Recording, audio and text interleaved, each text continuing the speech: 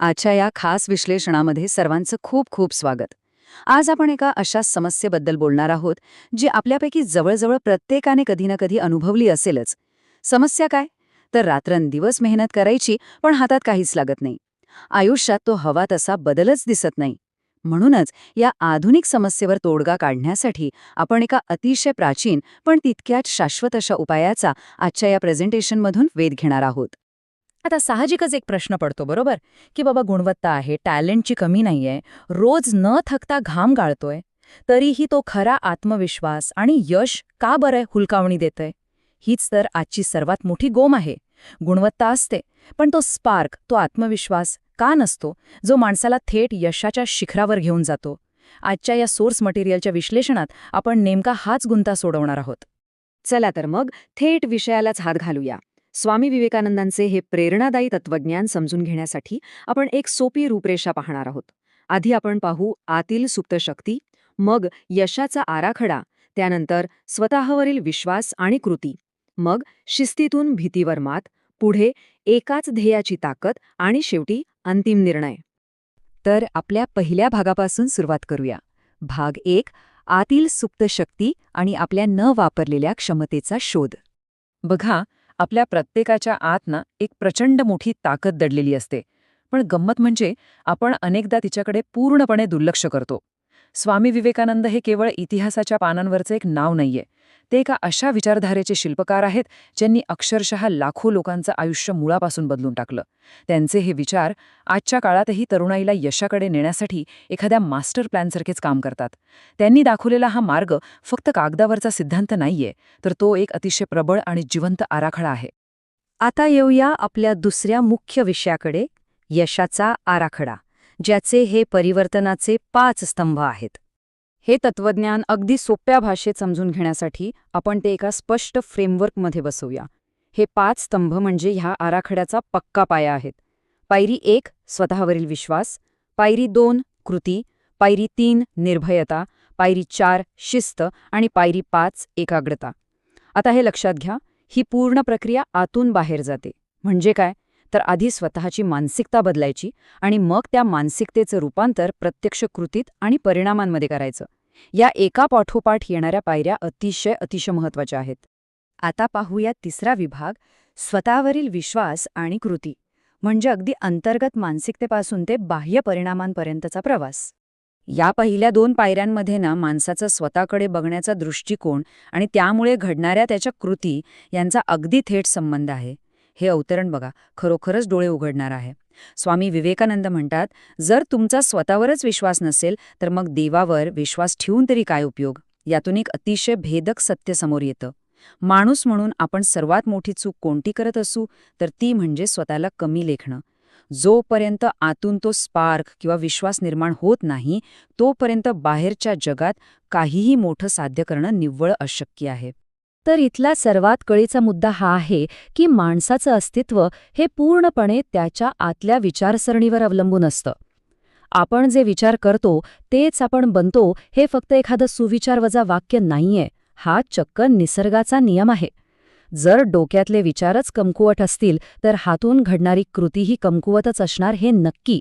म्हणूनच यशाची सर्वात पहिली अट हीच आहे की आपली विचारसरणी एकदम खंबीर आणि सकारात्मक असली पाहिजे. आता हे चित्र बघा, हे आजच्या आधुनिक काळातील एक मोठं सत्य अगदी अचूकपणे मांडते. आजची सर्वात मोठी अडचण म्हणजे नुसतं व्यस्त राहणं आणि उत्पादक असणं यातील फरकच न समजणं. नुसतीच दिशाहीन स्वप्न बघायची आणि रोजची धावपळ करायची याला प्रगती म्हणत नाहीत. ती फक्त एक गती आहे. खऱ्या अर्थाने प्रगती करायची असेल तर उत्पादक बनावं लागेल. म्हणजे काय? तर कृती लहान असली तरी चालेल, पण ती अत्यंत एकाग्र आणि अर्थपूर्ण असली पाहिजे. ठोस कृतीशिवाय नुसतंच व्यस्त राहणं हा एक खूप मोठा सापळा आहे बरं का. वळूया आपल्या चौथ्या भागाकडे, शिस्तीतून भीतीवर मात. इथे आपण अपयशाकडे बघण्याचा दृष्टिकोन बदलणे आणि सातत्य निर्माण करणे यावर बोलणार आहोत. आता यशाच्या मार्गावर चालताना अनेक अडथळे येतात हे तर आपल्याला माहीतच आहे. पण त्यातला सर्वात मोठा अडथळा कोणता असेल? तर ती म्हणजे भीती.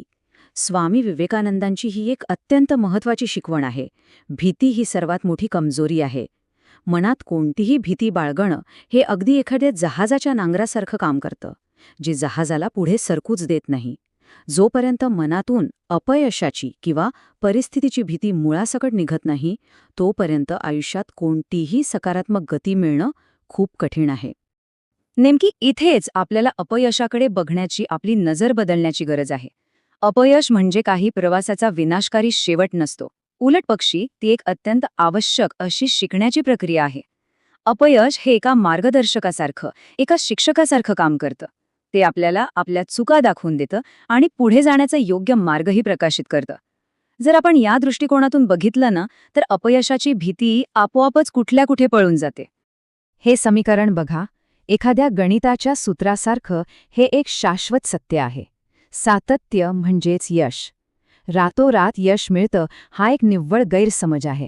खरी ताकद ही शिस्तीमध्ये आणि दररोज थोडं थोडं करून स्वतःमध्ये सुधारणा करण्यामध्ये दडलेली असते. रोजची अगदी थोडीशी प्रगती, पण ती जर सातत्याने केली तर एका प्रचंड मोठ्या यशात तिचं रूपांतर होतं. हे सातत्यच खऱ्या अर्थाने यशाची गुरुकिल्ली आहे. आता येऊया 5व्या स्तंभाकडे. एकाच ध्येयाची ताकद, ऊर्जेचा योग्य दिशेने वापर करणे. आजकालच्या या फास्ट फॉरवर्ड जगात आपण अनेकदा एकाच वेळी सगळं काही मिळवण्याचा अट्टहास करतो आणि तिथेच आपली ऊर्जा विभागली जाते. म्हणूनच इथे आपल्याला एक अतिशय महत्त्वाची सूचना मिळते: लक्ष विचलित करणाऱ्या गोष्टींना निर्दयीपणे बाजूला सारण्याची. स्वामी विवेकानंद अतिशय स्पष्टपणे सांगतात, एका विचाराला हाती घ्या, तो एकच विचार तुमचं जीवन बनवा. यामागे काय उद्देश असेल? तर आपली संपूर्ण ऊर्जा, आपली 100% एकाग्रता एकाच आणि एकमेव उद्दिष्टावर केंद्रित असली पाहिजे. जेव्हा आपला फोकस असा लेझरसारखा तीक्ष्ण असतो, तेव्हा कोणतंच ध्येय अशक्य उरत नाही.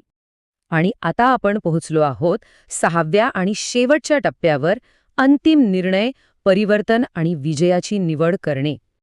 आतापर्यंत आपण भरपूर सिद्धांतांबद्दल बोललो, पण आता वेळ आली आहे ती हे ज्ञान प्रत्यक्ष कृतीत आणण्याची. इथे हे चक्र समजून घेणं फार गरजेचं आहे. बघा, जेव्हा कोणी स्वतःच्या आतल्या सुप्त शक्तीकडे दुर्लक्ष करतं, तेव्हा साहजिकच त्याला स्वतःच्या क्षमतेवर शंका घेण्याची सवय लागते. आणि सगळ्यात वाईट गोष्ट काय माहितीये, जेव्हा आपला स्वतःवरच विश्वास नसतो, तेव्हा आपण नकळतपणे संपूर्ण जगालाही आपल्यावर शंका घेण्याची खुली ऑफरच देतो. हे एक अतिशय धोकादायक आणि नकारात्मक चक्र आहे, जे माणसाला कधीही पुढे जाऊ देत नाही.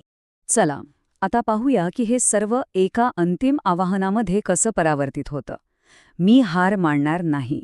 हे वाक्य फक्त एक घोषणा नाहीये बरं का, तर हा एक व्यक्तिगत संकल्प आहे. बदल स्वीकारण्यासाठी आणि स्वतःच्या विजयावर शिक्कामोर्तब करण्यासाठी अशी एक खंबीर घोषणा आतून येणं अत्यंत आवश्यक असतं. हाच तो क्षण असतो जिथून खऱ्या अर्थाने तुमच्या परिवर्तनाची सुरुवात होते. आणि ह्याच एका अतिशय विचार करायला लावणाऱ्या प्रश्नासोबत आपण आजचं हे विश्लेषण संपवणार आहोत. बदलाचा हा निर्णय आज घेतला जाईल का? स्वामी विवेकानंदांचा हा यशाचा आराखडा एकदम स्पष्ट आहे. स्वतःवर विश्वास ठेवा, कृती करा, भीतीवर मात करा, शिस्त पाळा आणि एकाच ध्येयावर लक्ष केंद्रित करा. पण बघा, हा आराखडा केवळ बघून किंवा ऐकून काहीच साध्य होणार नाहीये. त्याला आज आणि आत्ताच अंमलात आणण्याची नितांत आवश्यकता आहे. हा विचार प्रत्येकाने स्वतःपुरता नक्की करायचा आहे. या प्रेझेंटेशनच्या माध्यमातून मिळालेली ही प्रेरणा नुसती ऐकून सोडून न देता नक्कीच प्रत्यक्ष कृतीत उतरवण्यासारखी आहे.